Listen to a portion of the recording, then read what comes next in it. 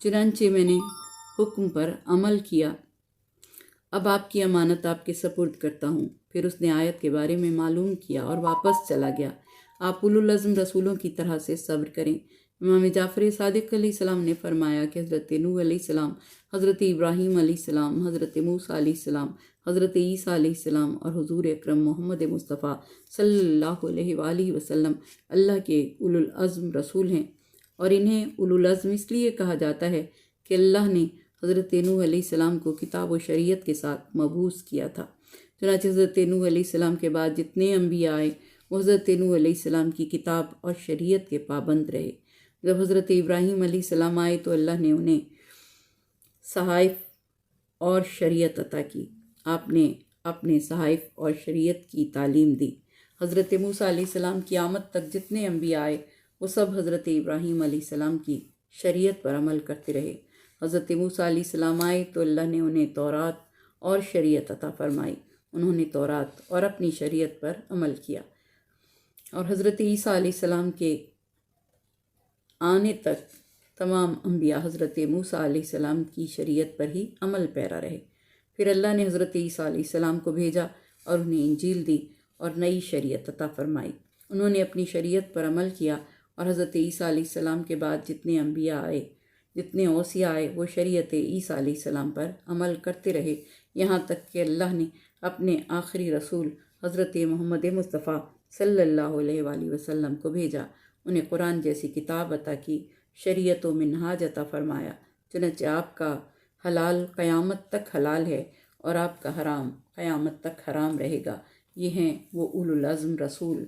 हुज़ूर अकरम ने फरमाया, सबसे पहले रुए ज़मीन पर वसी जनाब हिबतुल्लाह हज़रत शीस बिन अम थे। जो भी नबी गुज़रा है उनका वसी था। उलुल अज़्म अम्बिया 5 हैं और हज़रत नूह अलैहिस्सलाम, हज़रत इब्राहीम अलैहिस्सलाम, हज़रत मूसा अलैहिस्सलाम, हज़रत ईसा अलैहिस्सलाम और हज़रत मोहम्मद मुस्तफ़ा सल्लल्लाहु अलैहि वसल्लम उलुल अज़्म अम्बिया हैं। हज़रत अली इब्न अबी तालिब रसूल खुदा के लिए हिबतुल्लाह हैं। आप तमाम औसिया के वारिस और आपसे काबिल जो थे उन सब के वारिस हैं।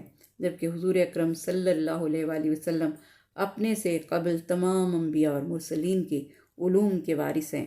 अर्श के सुतून पर लिखा है कि हज़रत हमज़ा अल्लाह और उसके रसूल के शेर हैं और सैयदुश्शुहदा हैं।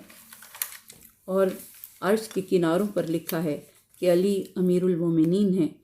और जो हमारे हक़ का इनकार करे, हमारे इमामों का इनकार करे, उसके लिए परवरदिगार दो आलम ने इस आयत को हुज्जत और दलील करार दिया है। अल्लाह ताला ने अपने नबी को सब्र के अदब से मुअद्दब करते हुए फरमाया कि मोहम्मद सल्लल्लाहु अलैहि वसल्लम आप भी उलुल अज़्म रसूलों की मानिंद सब्र करें।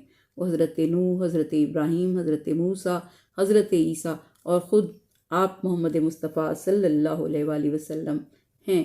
उलुल अज़्म के माना ये हैं कि ये अल्लाह के अम्र की इत्तबा और अल्लाह की तौहीद का इकरार करने में तमाम अम्बिया से सबक़त करने वाले थे, ख्वाह वो उनसे कबल थे या बाद में। उन्होंने अज़्म किया था कि वो अपनी तकसीब और लोगों की तरफ से अज़ियत मिलने पर सब्र करेंगे। और फिर परवरदिगार दो आलम ने इरशाद फरमाया कि अज़ाब के तलब करने में जल्दी न करो। जब क़यामत के दिन ये हमारा अज़ाब देखेंगे तो कहेंगे हम दुनिया में शायद एक घड़ी ही रहे। आप इनको ख़बर दे दें कि सिवाय फासिक कौम के और कोई हलाक नहीं होगा। हुज़ूर अकरम सल्लल्लाहु अलैहि वसल्लम से पूछा गया कि दुनिया और आखिरत के दरमियान कितना फ़ासला है, तो आपने फरमाया पलक के झपकने की देर का फ़ासला है। अल्लाह का फरमान है, जिस दिन ये लोग इस अज़ाब को देखेंगे जिसका इनसे वादा किया जा रहा है, तो उस वक्त उन्हें यूँ लगेगा कि ये दुनिया में घड़ी भर से ज़्यादा नहीं रहे। अब तमाम हुज्जत हो चुकी है, तो क्या फासिकों के अलावा किसी और कौम को हलाक किया जाएगा? वो जो हक़ के मुनकिर हैं, जो नबूवत और रिसालत के मुनकिर हैं, सबको परवरदिगार दो आलम ने हलाकत की ख़बर दी। परवरदिगार दो आलम, तुझे वास्ता तेरे हबीब पाक का, तमाम उलुल अज़्म अम्बिया का, 1,24,000 तेरा पैगाम लाने वाले रसूलों का और नबियों का वास्ता। परवरदिगार दो आलम, तू हमें इस कुरान पाक को समझने और इस कुरान पाक में जिन बातों से डराया गया है उनसे डरने की तौफ़ीक़ अता फ़रमा। परवरदिगारा, हमारी आँखों को सच देखने के काबिल बना, हमारी ज़बान को सच बोलने के काबिल बना, پروردگار دو عالم ہمارے کانوں کو سچ سننے کی ہدایت عطا فرما، اور پروردگار دو عالم اس راہ پر قائم رکھ جسے تو نے صراط مستقیم کہا، اس راہ پر قائم رکھ جس راہ پر تیرے 1,24,000 انبیاء تیرا پیغام لے کر آئے۔ پروردگارہ ہمیں ان میں شامل فرما جو سننے کے بعد اسے یاد رکھیں، جو دیکھنے کے بعد اس سے عبرت حاصل کریں۔ پروردگارہ ہمیں اور ہمارے تمام مسلمانوں کو، تمام اہل بیت کے ماننے والوں کو ہدایت کی راہ پر قائم رکھنا۔ پروردگارہ ہماری مشکلوں کو آسان فرمانا، ہماری پریشانیوں کو دور فرمانا، مرتے دم تک صراط مستقیم پر چلنے کی توفیق عطا فرمانا۔ موت آئے تو اہل بیت کی محبت میں آئے، اور جب دنیا سے رخصت ہوں تو اہل بیت کی محبت لے کر دنیا سے رخصت ہوں۔ وقت آخر ان کی زیارت نصیب ہو، قبروں میں جائیں تو ان کی شفاعت نصیب ہو، قبروں کو روشنی اور کشادگی عطا ہو۔ پروردگارہ ہمارے مرحومین کی مغفرت فرما، ان کے درجات کو بلند فرما، انہیں کروٹ کروٹ جنت نصیب فرما۔ ہم سب کو غم حسین کے سوا کوئی غم نہ دینا، ہر دکھ سے، ہر بلا سے، ہر بیماری سے، ہر پریشانی سے بچا کے رکھنا۔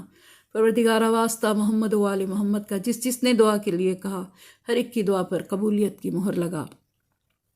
جمعے کا دن ہے پروردگار دو عالم، یہ دن یوم عید ہے، جس دن تو اپنے بندوں کی دعاؤں کو سنتا ہے اور ان کی دعاؤں کو مستجاب کرتا ہے۔ پروردگارہ ان ہستیوں کا واسطہ جن کے وسیلے سے تیری رحمتیں نازل ہوتی ہیں، جن کے وسیلے سے دعائیں تیری بارگاہ میں شرف قبولیت پاتی ہیں، پروردگارہ ہماری دعاؤں کو مستجاب فرما، ہماری اولاد کو نیک سعادت مند عبادت گزار بنانا۔